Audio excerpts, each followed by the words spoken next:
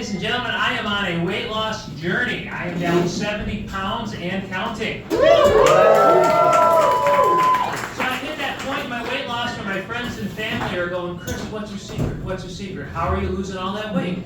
And it's not a secret. I'll tell anybody that wants to know. There's 3 things that I do to lose weight. First, I change my diet. I eat a lot less food and a lot healthier food. Second, exercise. Third, I started using drugs. Yeah! I'm just kidding, I don't exercise. So a friend of mine was asking me what my goal weight was. And I said, well, what's a goal weight? And he said, what's your ideal weight? And I said, well, what is that supposed to mean? And he goes, what is the weight where you were your happiest? That's a good question. And I thought about it, and I said, I used to weigh 8 pounds. And that was before I was born because I was a 9.5-pound baby. So hear me out. Before you're born, when you're in utero, you don't have to pay rent, so I had free room and board. I had a water bed.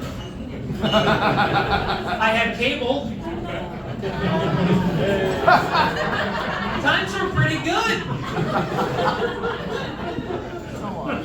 Not to be outdone on my weight loss, my wife did a 40-week bodybuilding program when she gave birth to our daughter. So I still remember when our daughter was born, my wife went into labor, I called the nurse line, and the nurse said, is this your wife's first child? And I said, no, this is her husband. And that's kind of how the day was going to go for me because I used comedy and humor to diffuse tension, and it was going to be a very tense day.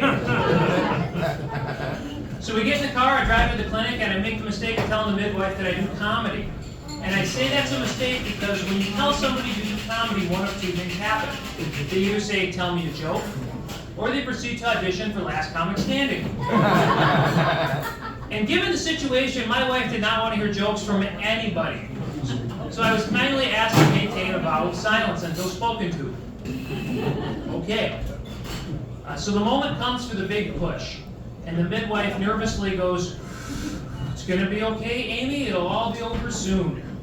And this made me nervous. And so I broke my vow of silence and I said, excuse me, my wife's name isn't Amy. And the midwife goes, I know, I'm Amy. And she gives me this look you give idiot dads. And if there's any other dads in here, you can vouch for me. There is a look you get when you're a dad and people think that you're an idiot. It is a look that simultaneously conveys wonder and amazement. As in, I wonder if you really are that stupid, and I am amazed you were able to procreate. So my daughter comes out, Amy checks her over, and she goes, I'm sorry, I have some bad news. And my heart sinks. She goes, it looks like your daughter was born with 4 kidneys. But the good news is, as she gets older, 2 of them will grow into adult knees.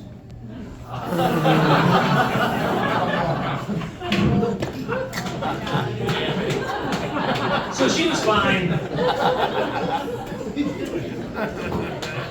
So it took me having kids to realize my name was a jerk. I was out walking my daughter in a stroller, and my neighbor comes over and goes, oh, what do we have here? And I said, this is Lizzie. And he goes, oh, what's Lizzie short for? And I said, oh, what's Lizzie short for? She's a baby, give her time. You jerk.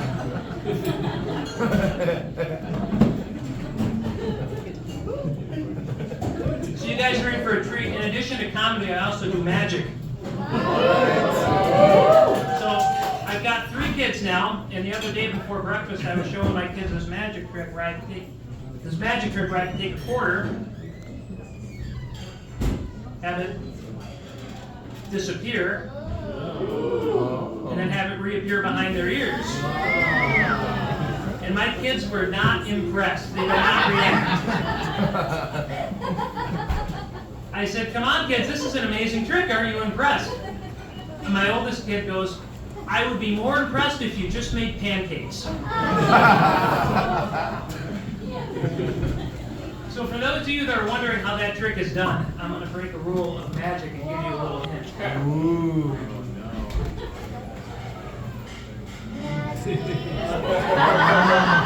Nothing up my sleeve.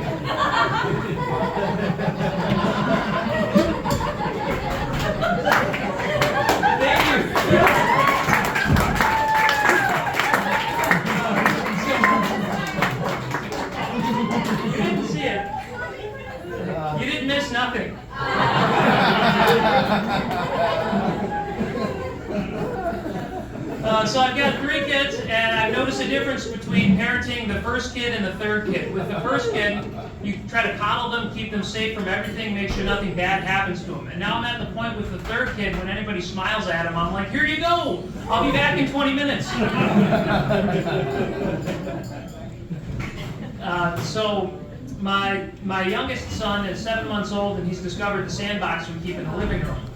And this was something that was off limits for the older kids, but now he's the third kid, so I'm totally cool with him digging around in there, playing with his trucks. My wife's fine with it too. The only one that minds is the cat when he has to poop.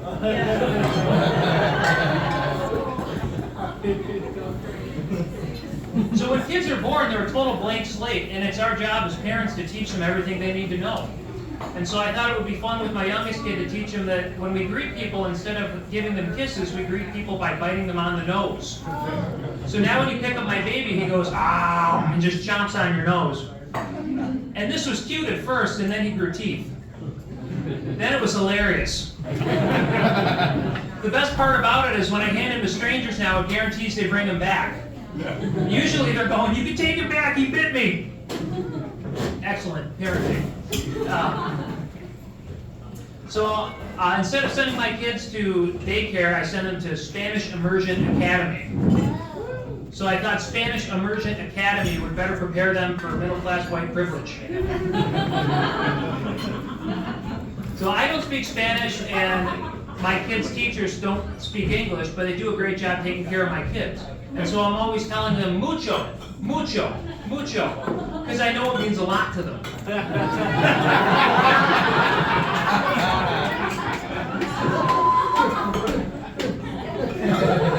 One thing I didn't expect about my kids going to Spanish daycare is whenever we're in public and they see a brown person, they'll just launch into Spanish automatically. And whenever they see a white person, they start off in English. And I was trying to explain to my kids, we treat everybody equally, and they weren't understanding that because that wasn't their lived experience.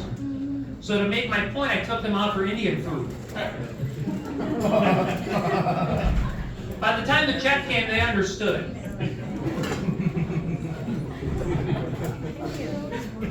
So I went on a road trip with my kids, just my kids and me. And on the road trip, they wanted to listen to Spanish kids songs because that's what they hear at their daycare. And I didn't want to listen to 12 hours of Spanish kids songs. I wanted to be the cool dad. And so I put on that Daddy Yankee.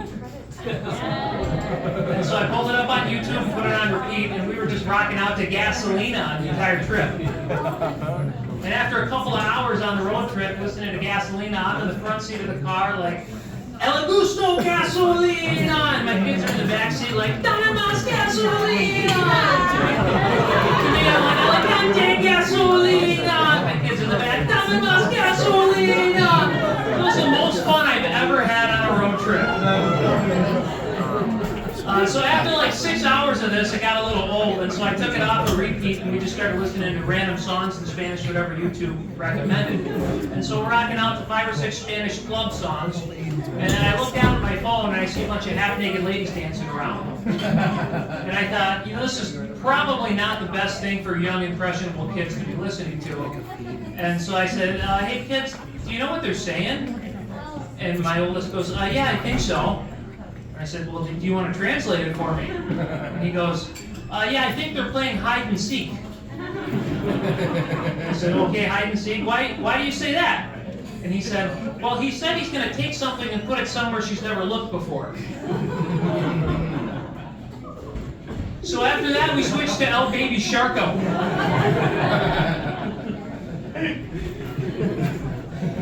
Hey, if you guys like this, I'm on all the social media. You guys can find me on YouTube, Twitter, Tinder, Instagram. Some of you were laughing, but I promote the hell out of my shows. So, Sarah, if you came, sorry, I'm happily married. But thanks for buying a ticket. I'm Chris Dean. Thanks to everyone. Yeah.